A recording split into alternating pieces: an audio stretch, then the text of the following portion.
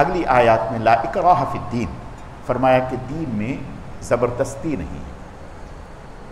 یہ اس لفظ کو اور تھوڑا سا ہم سنیں توجہ سے.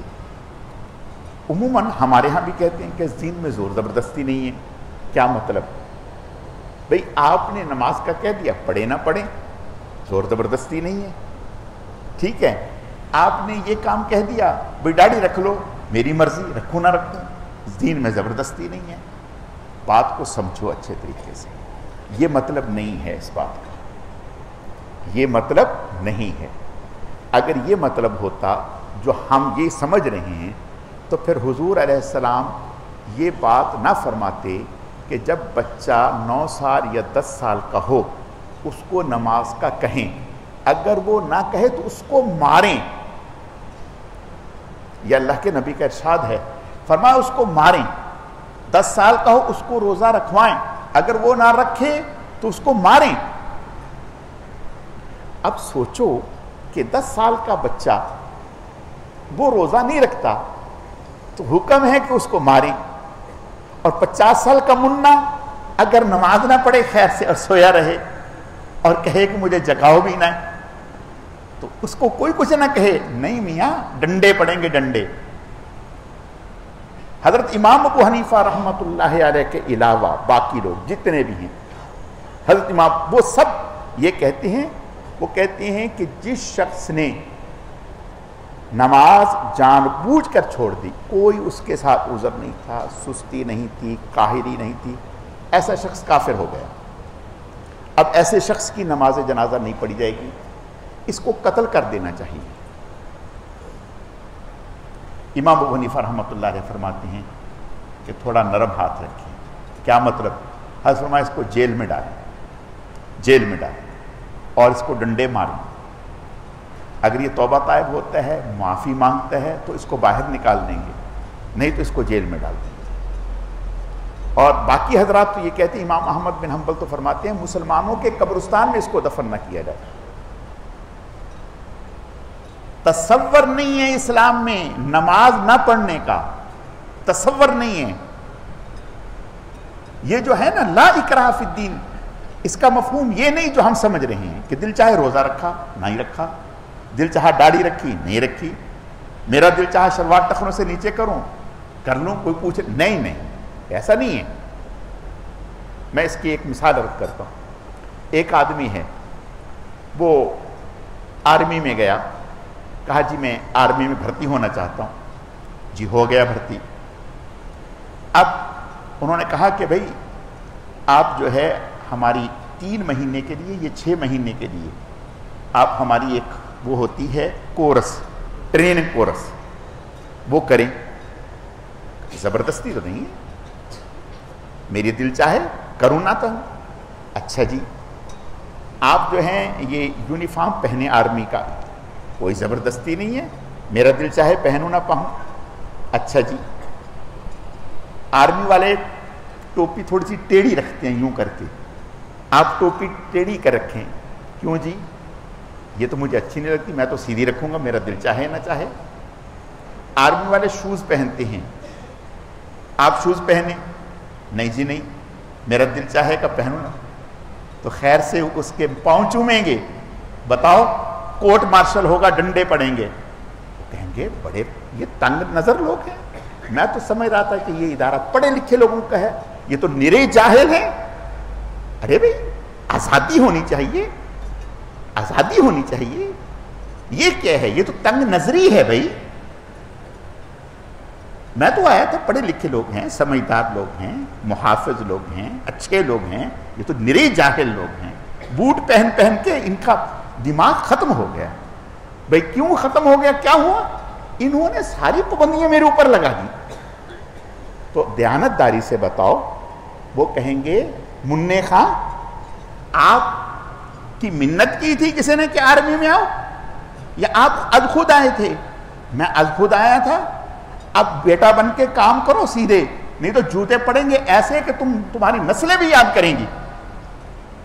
ہم تمہارے گھر نہیں گئے تھے تمہیں لینے کے لیے، تم خود آئے ہو. جب خود آئے ہو تو اب اس نظام کو فالو کرنا پڑے گا. ورنہ یہ کیا ہوا؟ یہ کوئی نہ ادارہ ہوا، نہ کوئی ڈسپلن ہوا. یہ کیا ادارہ ہوا کہ جس کا جو دل چاہے کرتا پھرے؟ کسی کا دل چاہے لنگی باندھ لے، کسی کا دل چاہے ٹراؤزر پہن لے، کسی کا دل چاہے صبح چلا آ رہے ہیں ہوائی چپل پہن کر. واہ بھائی واہ! کیوں بھائی؟ دیانتداری سے بتاؤ یہ بات صحیح ہے یا نہیں صحیح؟ بولو بھائی. جب یہ ایک ادارہ ہے، اس کے قوانین ہیں، تو اسلام اتنا ہی لاوارث ہے کہ اس کے کوئی قوانین ہی نہیں، اس کے کوئی اصول و ضوابط ہی نہیں، اس کا کوئی یونیفارم ہی نہیں. جس کا جو دل چاہے وہ اسلام میں کرتا پھرے اور ہے پکا مسلمان، ہے پکا مسلمان. ایک شخص تھا، میرے نام ذہن سے نکل گیا، وہ کہنے لگا کہ میں یورپ میں گیا، میں گھوما وہاں، مجھے مسلمان تو کوئی نہیں دکھا لیکن اسلام نظر آیا. مسلمان تو کوئی نہیں دکھا لیکن اسلام نظر آیا. کیا مطلب؟ ان کے قوانین اسلام کے قریب ہیں، ان کے قوانین اسلام کے قریب ہیں. دو نمبری نہیں، جھوٹ نہیں، دھوکہ فراڈ نہیں. تو میرے عرض کرنے کا مقصد یہ ہے، لا اکراہ فی الدین کا مطلب یہ ہے کہ گن پوائنٹ میں اسلام میں داخل کرنے یہ نہیں ہے کہ بھئی ابھی شوٹ کر دیں گے مسلمان ہو جاؤ. نہیں. اگر ایسا ہوتا تو پھر اسلام میں جزیے کا قانون نہ ہوتا، اسلام کیا کہتا ہے؟ اسلام یہ کہتا ہے کہ بھی دیکھو مسلمان ہو جاؤ، اسلام بہت اچھا قانون ہے، قانون الہی ہے، مسلمان ہو جاؤ، تمہیں یہ چیزیں سہولیات ملیں گی. وہ کہتے ہیں ہاں میری سمجھ میں آ گیا، ٹھیک ہے. اگر وہ کہتا ہے کہ نہیں میں مسلمان نہیں ہونا چاہتا تو پھر جزیہ دو. یہ نہیں کہتے کہ جہاد کرو، جزیہ دو. کیا مطلب جزیہ دینے کا؟ کہ تمہیں مسلمانوں کی ساری مراعات ملیں گی، ہم تمہاری ویسے ہی حفاظت کریں گے مال جان کی جیسے مسلمانوں کی حفاظت کرتے ہیں. تم اسلام کے قوانین کے سامنے روڑا نہیں بنو گے، سرکشی اور بغاوت نہیں کرو گے، اسلام کے قانون سے ٹکراؤ گے نہیں، اسلام کے قانون کے سامنے سر تسلیم خم کرو گے، اور اسلام تمہیں پورا تحفظ دے گا. اگر وہ اس پر تیار ہو جاتا ہے تو ٹھیک ہے، اسلام کہتا ہے کہ ٹھیک ہے رہو، ہمارے ملک میں رہو. اور ایسا ہوا. حضرت عمر بن خطاب رضی اللہ تعالیٰ عنہ کے زمانے میں شام میں جہاں بیت المقدس ہے، ان علاقوں میں کچھ کافر یہودی ایسے تھے جو مسلمان نہیں ہوئے اور جزیہ دیتے رہے. جب جزیہ دیتے رہے، ایک موقع ایسا آیا کہ وہاں سے جو فوجیں تھیں وہ ہٹانی پڑی. جب فوجیں وہاں سے ہٹانی پڑی تو حضرت عمر بن خطاب رضی اللہ تعالیٰ عنہ نے اپنی شورا کے لوگوں کو بلایا اور بلا کر کے ان سے مشورہ کیا. کہا کہ دیکھو بھئی ہم نے ان سے جو جزیہ لیے ہے وہ پورے سال کی حفاظت کا لیے ہے، ہم 3 مہینے کے بعد 4 مہینے کے بعد اب فوجیں وہاں سے ہٹا رہے ہیں، ہم تو ان کی حفاظت اب نہیں کر سکتے، تو لہذا ہمیں جزیہ ان کا واپس دینا چاہیے. بات سمجھ میں آ گئی؟ جزیہ واپس دینا چاہیے. اب ان سے کہا شام کے یہود سے کہ بھی ہم فوجیں واپس لے رہے ہیں اور 3 مہینے ہوئے ہیں آپ نے ہمیں جزیہ دیے، اب باقی 6 مہینے ہم آپ کی حفاظت نہیں کر سکیں گے، یہ پورا جزیہ آپ کو واپس کیا جا رہا ہے. اس بات پر وہ لوگ مسلمان ہو گئے. یہ ہے اسلام.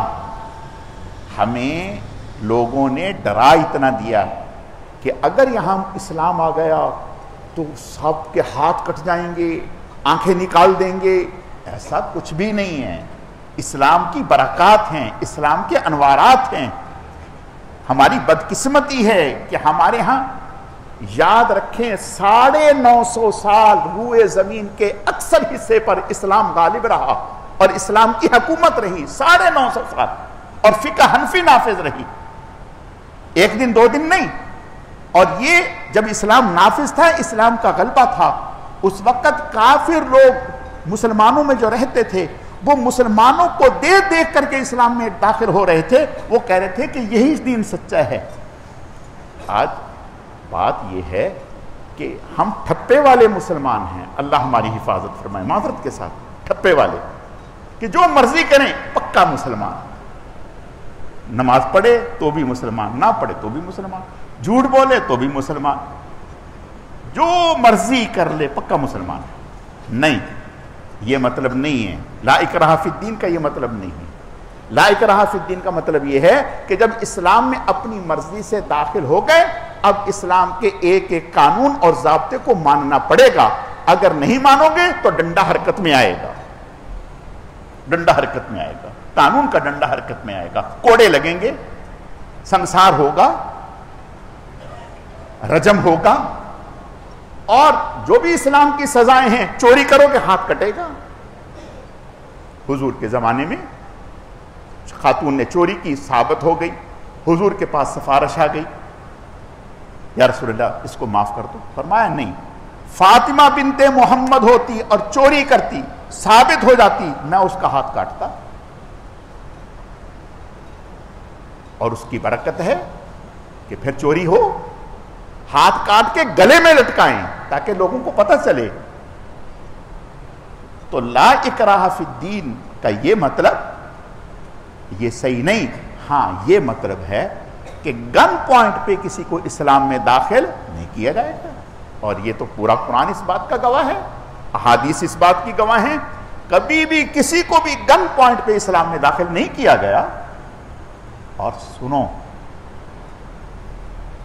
گن پوائنٹ پہ کوئی مومن ہو بھی نہیں سکتا۔ ایمان کا معنی ہے دل سے ماننا، گن پوائنٹ سے، ڈنڈے سے ظاہراً تو تسلیم ہو جاؤ گے، لیکن دل میں ایمان کیسے آئے گا؟